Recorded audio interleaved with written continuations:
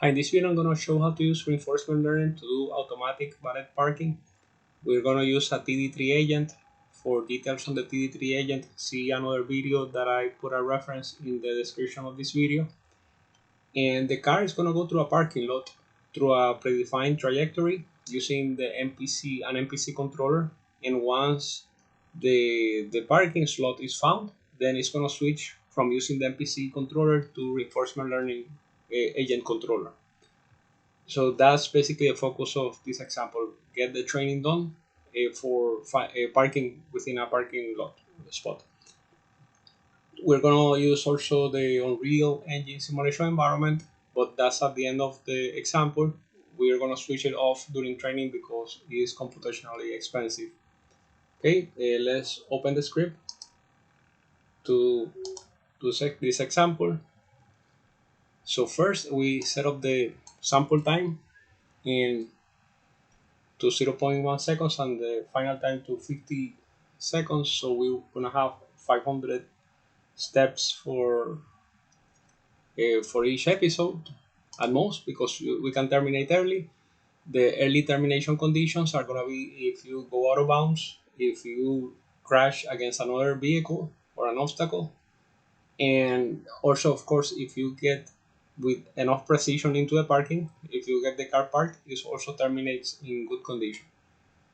Okay, so this function is part of the example. I'm gonna hit Control D onto it, and it's basically setting up the trajectory. So you're gonna have a set of points that are gonna go from here down to here. So you're gonna see a bunch of points, XY, the XY coordinates, and the angle of the vehicle. That's about it. Okay, just gonna run it. So you can see this XY and the angle in radians. Okay, so that's your trajectory for the MPC controller, which is again is not the focus of this video. And then this Control D on it. This is the parking environment. It's a class. From this example, it's gonna do part of the simulation of this example. You're gonna see methods for getting the obstacles, which are the cars. You're gonna have another method to get the post for a particular parking lot. We're gonna use in a moment a plot vehicle for visualization, and plot camera, the lidar, radar, and yeah, we're gonna use some of this.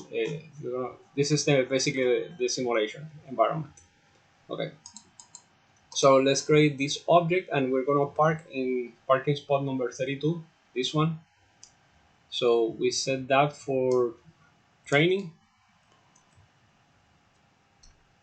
Although I understand that this parking spot we should be able to randomize for training. Okay, so the pose is gonna be set to this one, the initial pose. Although this can be randomized for training. That's the initial pose where the car is gonna be at the beginning, and you can see that the map, the object that is modeling the parking environment, has a method. This actually is a method. I'm gonna show why. Yeah, the examples usually use the function format, but it's confusing because you might think that it is a free floating function when it's not. It's one of the methods inside the class. Okay, if we rewrite this as this, we can see that it is a method. So given the index, we get the target pose. Okay, so we're gonna see in a moment how this is gonna be used in training, but not when the actual simulation is done. So we establish an initial pose and a target pose in which the car has to get into to get the parking. Okay. So the next, there's some parameters for the simulation, and that is going to include the number of lidar signals. It's going to be 12, the sensors for lidar, the distance of the car, the tolerance to determine if you're close enough in the XY dimensions, and if you're close enough in the angle of the car for the target relative to the target pose. to see if you are actually parking the car, and also some parameters for the camera, the bounds of the square in which you're gonna do the training, etc. So when you park, you can see that in here the car is looking for here the MPC controller is looking for the parking spot using the camera, and the camera is gonna find it, and it's gonna tell you, okay, so this is gonna be the you reach the find it, and this is the pose that you have to do, and that pose is fed to the reinforcement learning agent to park into that place, and then it switches to here, and the reinforcement learning, instead of using the camera, is going to use the lidar to detect collisions with objects around it, and it goes from the current pose to the target pose. But in the training, instead of getting the target pose from the camera, it's gonna take it from the base workspace variables that we just created in here. Okay, so yeah, so those were some of the parameters. So let's take a quick look at the model. This is the model for the Simulink, for the reinforcement learning environment, which is a Simulink model. Let's wait for it to load. So here we have the model, and for the model of the vehicle, we're gonna use a bicycle model and bicycle kinematic model. And if you go inside of it, Control U for the mask, and Control U again, you're gonna see that this comes from the robotics toolbox. So that's the model that is gonna be used. We're gonna feed the speed, the translational speed, and also the steering angle. It's like the wheel on the car, the steering wheel. So with that angle, we get a new pose, and the new pose is gonna be the position, XY position, and the angle, the theta angle. Okay, and also you can get the derivatives of it. Okay, so that is gonna be fed into visualization, and then we have the controller. The controller is gonna be both the MPC for the path and the reinforcement learning for the parking. So you can see that for the finding the parking, the camera is going to be used. As I mentioned, it's going to tell you if it found the parking, and the goal is going to be a target pose of the particular parking that was found. The lidar sensor is going to give you an array of 12 different sensors telling you the distance. And as you can see in the demo, that distance could be a maximum, which we configure to be 6 feet in here, or it could be a distance from the car to an object where it is colliding. Okay, so going down here, we're gonna see the vehicle mode, and this is the one that takes the decision whether to search for a parking or do the parking. So the found decision is going to be hold, and also it's going to basically use a memory to hold it, and a saturation, just a boolean. But it's going to tell you, okay, I found it, so I'm going to go ahead and parking. And if I'm not parking, I'm going to be searching for a parking, and vice versa. But if we're doing training, when we are doing training, we don't use this. We basically are gonna we basically are gonna use the pose that we set in the base workspace. So that's gonna be our target, and not only that, but also we're gonna be always parking. We're always gonna be parking. And yeah, and the goal is gonna be the position. Otherwise, the target pose is gonna come from the camera, if not from the one that we determine. Okay, so that's how the decision is taken. And this is like an if action merge subsystem, a combo from Simulink, in which basically we have a set of enabled subsystems that are mutually, actually no, this is not an if action merge subsystem. It could be in Simulink, but it's just using enabled subsystems that are mutually exclusive.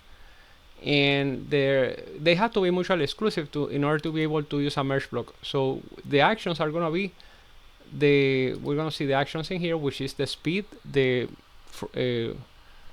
forward speed, and the steering angle. Those are gonna be the two controls. So both of them are returning the same, and we merge them. So sometimes one provides it, and the other time the other one provides it. We go down here, and the more predictive controllers are going to provide the steering angle and the forward velocity when we're searching for a parking. And if we're not searching for a parking, then the reinforcement learning agent kicks in, and you can see the agent in here. We're going to have to provide the observations, the rewards, and the determination condition. And actually, this is just a steering angle. It's a scalar. There was no reason to put this reshaping here. And there's a saturation for the steering angle, and both of them are concatenated to have an array of one-dimensional array of 2 elements with the speed, which is going to be constant for the case of parking, not for the case of searching a parking, but for the case of parking it's going to be constant. And we're just basically focusing on the steering angle. So given the observations, the agent is gonna provide a steering angle. So the observation and reward are gonna be based on the current pose, the target pose, and the LiDAR sensor distances, and the previous action as well, the previous steering action as well. So if we go down here, the LiDAR processing is gonna have us subtracted the distances from the boundary so that we can get and take the minimum. So that is gonna give you, that basically is gonna give you the clamped distance between either 6 feet or the distance to the next car that you could collide against. Okay, so the LiDAR distances are gonna be fed to the termination signal, and in here we had to do some conversion depending on the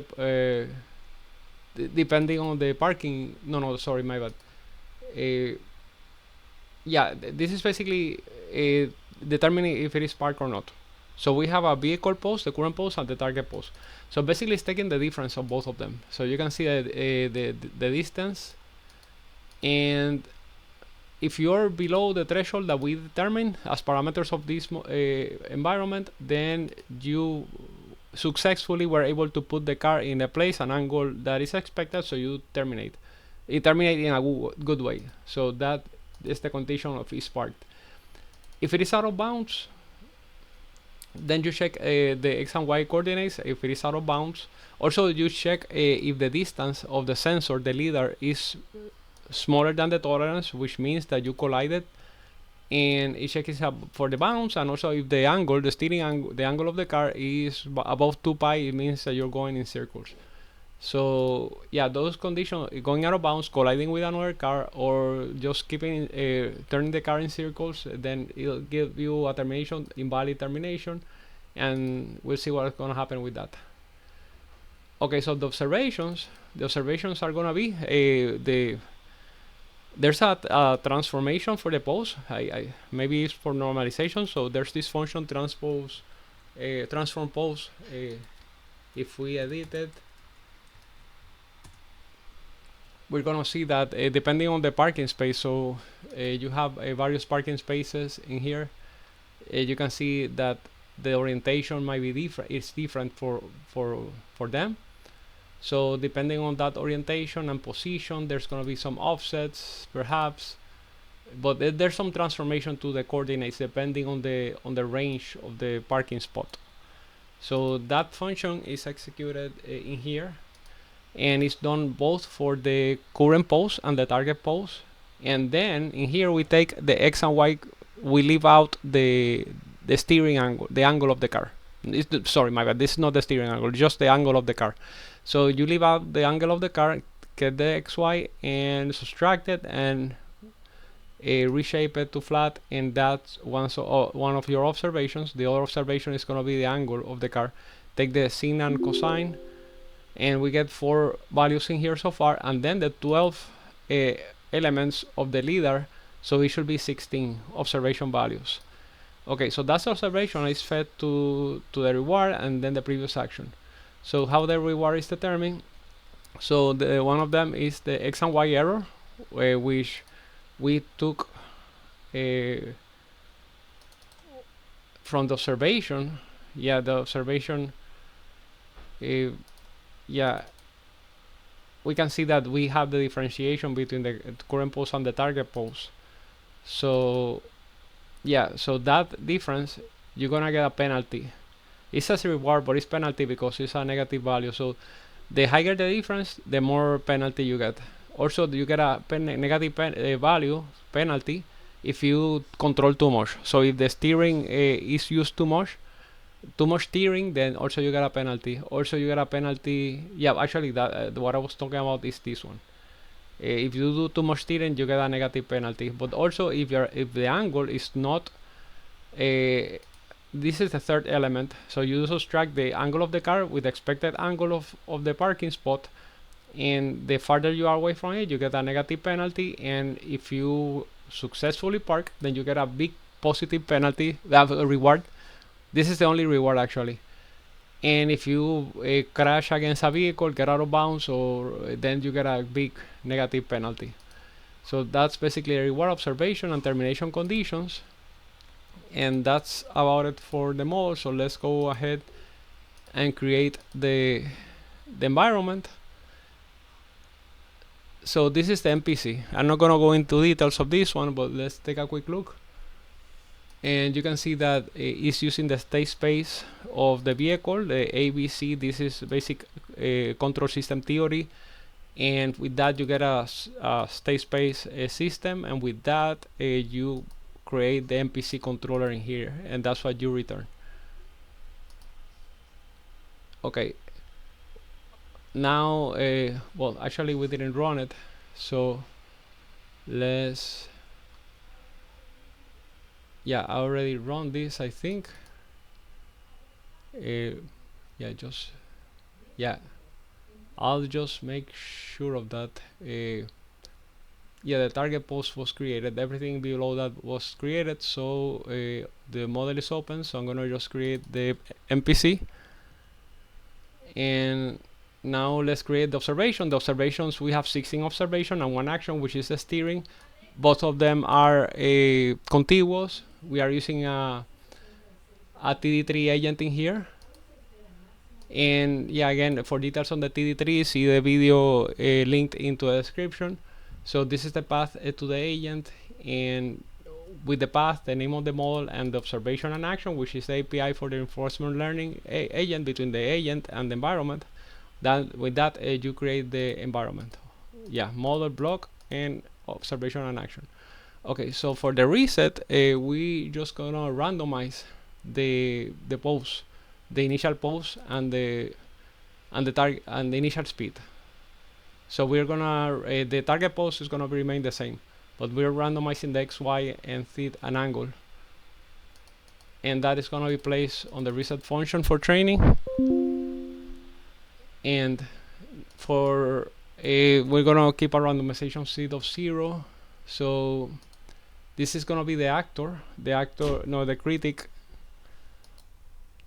Okay, the critic network is gonna take the state, which is the observation, 16 values in here, and also the action number, the steering, and the output is gonna be the expected long-term reward. The layers are gonna be connected through the FC2 here, and to the concatenation in here, the second input. And let's just create the DL network for it, and let's take a quick look at how it looks. And we're gonna create a couple of critics, so you can see the 16, and it's gonna be concatenated. The concatenation is done here in the second, yeah, concatenation is done in the second dimension. So that's why when you concatenate, you have a 128 plus 128 to get 256, and eventually a fully connected layer brings it to a scalar, which is the expected reward. And we're gonna create a couple of them because the TD3 agent needs two different critics. There's no special initialization as in other examples. And the actor is gonna be more simple, number of observation, which is 16, 128 hidden layers for a couple of 3 fully connected layers, and then finally drop down to a scalar, which is the steering angle. We're gonna have a layer graph and then a DL network, and then this is gonna be our network, which is more simpler. you end up with a scalar, which is the steering angle from the observations. Okay, so now we have the actor network, and we're gonna create, for the critic, we're gonna create a couple of Q value functions. And if you go to the TD3, the agent documentation, which is that link is gonna be in the link of the video of TD3. So you're gonna see that there's a set of recommended functions for each, for the critic and actor, for each agent, and for the TD3 it's gonna be RL Q value function, which we already used, and for the actor it's gonna be continuous deterministic actor. So given the actor network and the observation and action info, we get the actor, and then the options, which is the sample time, the discount factor, to basically enforce that there's a small penalty for the car to basically take too long in parking, so it's gonna be 0.99. The experience buffer to get samples for training is 1 million, and the mini batch size is 128 as usual. And then we have some exploration parameters. We're going from standard deviation 0.1, we go down to 0.01 at this rate, and this is basically to explore more at the beginning and then to maximize rewards later. And for the actor is going to have a learning rate that is smaller than the critic. The critic is going to learn faster, both of the critics. Both of them are going to have a gradient threshold of 1, and the actor has a L2 regularization while the critic does not. And now we have all notice that all these options, both the actor and critic, are fields of the agent, of the TD3 agent. So we have all the options packed in these agent options.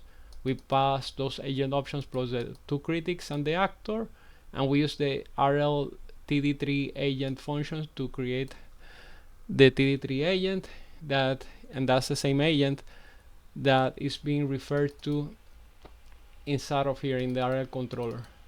So you can see here agent is referred to in the base workspace, so we created it. So now soon we should be able to update the model and see the dimensions. So these are the training options: maximum episodes 10,000 and maximum steps per episode 200. But of course we can finish early if we crash against another vehicle, or we are able to find the parking. The scoring average window after 200, then if we have 120 value of reward or more, then we stop. In this case we have a reward for parking, so we expect a positive reward. And you can see the training here. If you call with the training options, with environment and the agent, call the train function, we train the agent, and we see that eventually starts in negative reward and goes up all the way to positive, and it took 2 hours and a half to do it, so we're not gonna do it. So we're just gonna load the train networks with this. Okay, but before that, I'm gonna just do training first, because now it's supposed to be trained, and I'm not gonna train it, just load the train agent. But before that, before loading the train agent, I would like to run it in order to see. You're gonna see that it's gonna perform very badly. So first, before, I'm gonna go to debug just to see the information. It's easier to understand what is happening when you see the dimensions and also the base types. Okay, so with that, you can see that the observations, you can see here that the observations are gonna be a vector of, actually, didn't get the dimensions. That's pretty, it's supposed to have them. So I'm gonna hit Control D again. Okay, it was not compiling because I forgot to run this basically get the parameters. We saw this before. It's basically the parameters of the environment, so it was looking for some of those parameters. So it is updating now. I'm gonna pause. Okay, finally updated, and let me go to Yeah, basically these are the parameters that we're missing. I already executed before, but since I had to restart, then I had to run it again. I didn't do it. Okay, so we can see here that we have 12 signals from the leader and 2 signals here, 1 signal here. That becomes 2. So those are the 16 observation points. The leader is gonna return a double of 12 values, which is the distance. And yeah, so we were able to update the model, because now the model is able to find everything it needs, from the agent to the parameters, everything. So now we want to simulate it without training and see how it behaves. So here's the simulation environment. This is a simple one. We haven't enabled yet the Unreal simulation engine. We're gonna do it at the end. So let's just run it and see what happens. Yeah, uh, it's gonna take a while to load. Yeah, so it is running now, and the NPC is gonna do its work. That doesn't need any training. So now that we are not training, then it's gonna use the simulation path, which is using the camera to find the vehicle at the spot, and if it finds a spot in there, so it switches to the reinforcement learning agent, and then it just stops there. No, it's running. So it's most likely gonna crash against another vehicle and stop the simulation. And there you go, it crashed against another vehicle. Okay, now let's load the train agent. We're gonna load the train agent. Let's go up here. Okay, so this is it, the load variable. So we're gonna load it. Okay, just hit F9 in here. Okay, I copied the command down here, so I'm gonna load it.